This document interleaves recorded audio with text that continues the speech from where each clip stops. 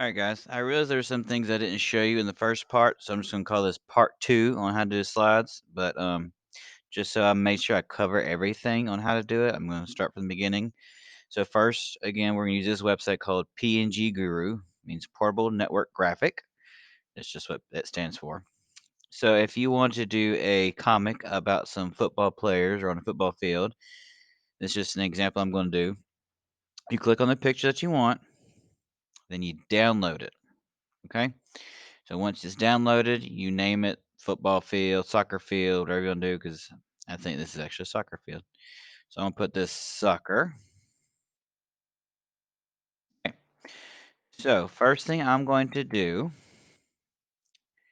is I am going to just drag it and I'm going to put it right here on the screen. Now I see, whoa, it takes up the entire screen. Well, y'all know what to do when you click on a picture. See these little blue little boxes? You just gotta drag it down, make it fit the size. Okay. So I'm gonna do this and I'm gonna make it fit in the box.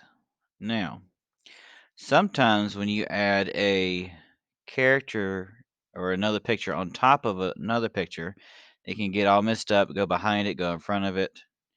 And so I'm going to show you how to fix that problem. Because a lot of the times, let's see, that's a cool little picture. So a lot of the times, whenever you're putting pictures over pictures, sometimes it can go behind another one, and I'm going to show you how to not do that. So just as an example, real quick, I'm going to download this soccer player, and I'm going to put him on the field. Again, this is your comic. You make it whatever you want to be about. It's your call. It can be Minecraft, soccer, football. I don't care. So you got this soccer player here, huge, kicking that little soccer ball. And I'm going to put him right here. So this one actually fits right over it and it doesn't go behind the picture. So that's great. But sometimes you're going to get a picture and you have to change the order. So this picture is all the way up front. So when you change the order, if you hit send backward, it can go behind the other picture. So now you don't see it, but hey, it's back here.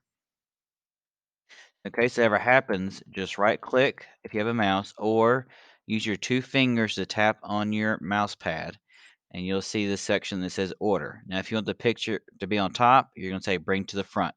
If you want in the back, just click send backward because right now the background is a picture template. So if you send it to the back, it's going to go even behind these squares. So let's not do that. So just keep clicking send back if the background is in front of it. So if I had click on this soccer background, for instance, I'm going to say order, bring to the front. Well, now it's on top of that picture. So what I need to do is actually send it backward so that the character is back on there. So that's how you arrange pictures and make sure they're in the front of each other. So if I want to use my background for all of them, I'm just going to hit Control. I'm going to click the picture I want, hit Control C, Control V. Remember that copies. And I'm just going to go ahead and do that for all my slides. I'm just hitting Control V. That's all I'm doing. Then you can see these little red lines whenever you're lining up pictures, like coming down the middle here. That just means it's lined up with a picture above it. So that's equal. And we will be trying to focus a lot on that. See all these red lines? That means they match up perfectly. We definitely want that, especially for some of you kids who strive for perfection. But we do want it to be nice and neat and not overlap. So you can make a comic about a soccer player doing this. So I guess I can type in soccer goal. And let's see, it pops up there. I'm going to put it on the field. I guess let's see. Yeah, we'll do this one. So there's something else you can also do is once you have pictures downloaded, it doesn't matter what they look like, you can even change their color. So I'm going to show you how to do that. So I put soccer goal. And once you download that, all you have to do is just drag it to the screen. All right, so you see it's a huge soccer goal. Luckily, it's on top of the field, so we can even do something like this where soccer goal is at the end in the last picture, they got score here. So something else you can do is whenever you right click it, let's see, you can click format options.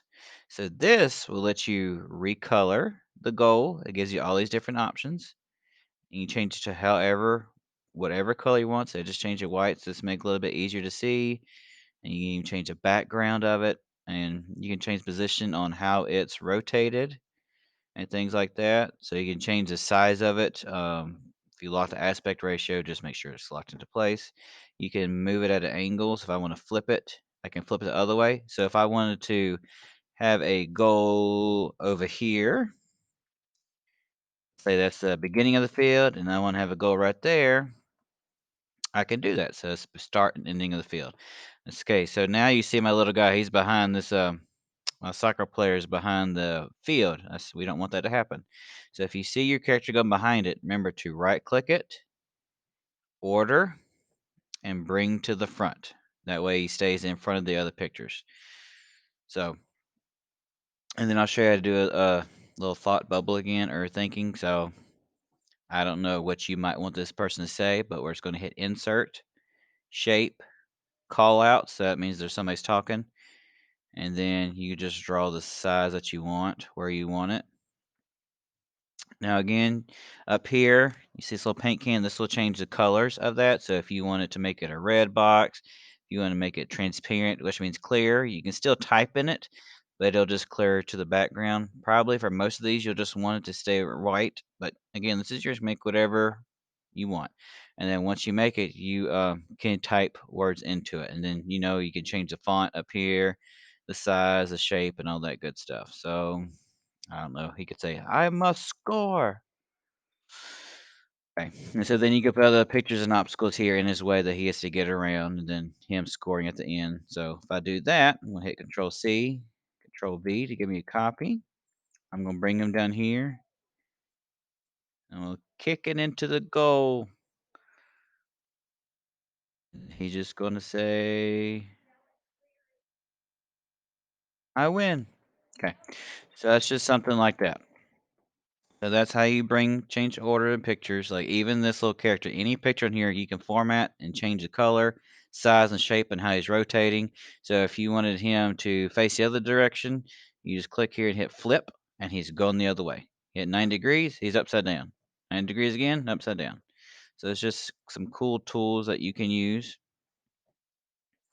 And I would like to see what his recolor schemes are. So okay, so you can look like that. So black and white, negative, yellow,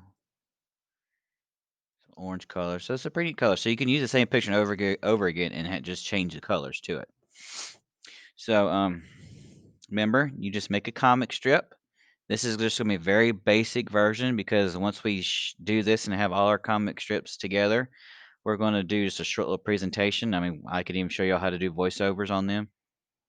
And then we're going to make a much bigger, longer one where it can looks like your characters are moving and things like that. So I want you to get the basics down now.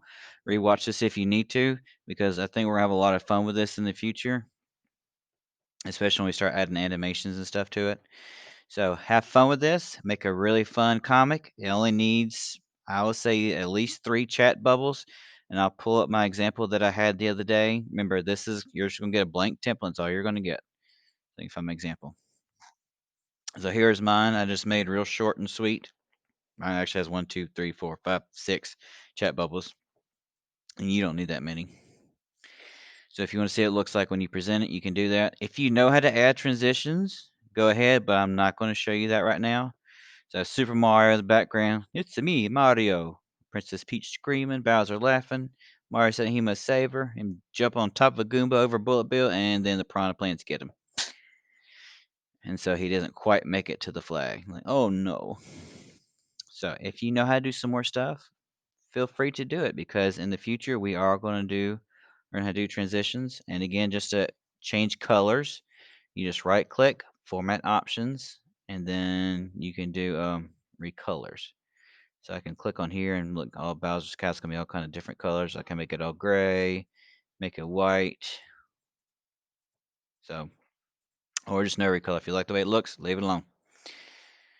All right. Have fun with this, guys. This is supposed to be a fun project. I don't want to make it too hard, so just make sure you have a short little story in it, like I said, the little chat bubbles, at least 3.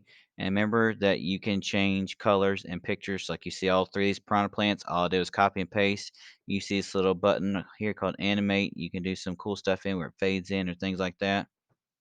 And I'll show y'all, but not for this one. This one I just want y'all to know how to add pictures, reorder them, and change the color. Okay. When we move on to the next step and make a longer comic, then I'll show you more stuff. But if you want to dive in, you are more than welcome to. All right, guys, have fun with this, and I can't wait to see y'all or hear from you.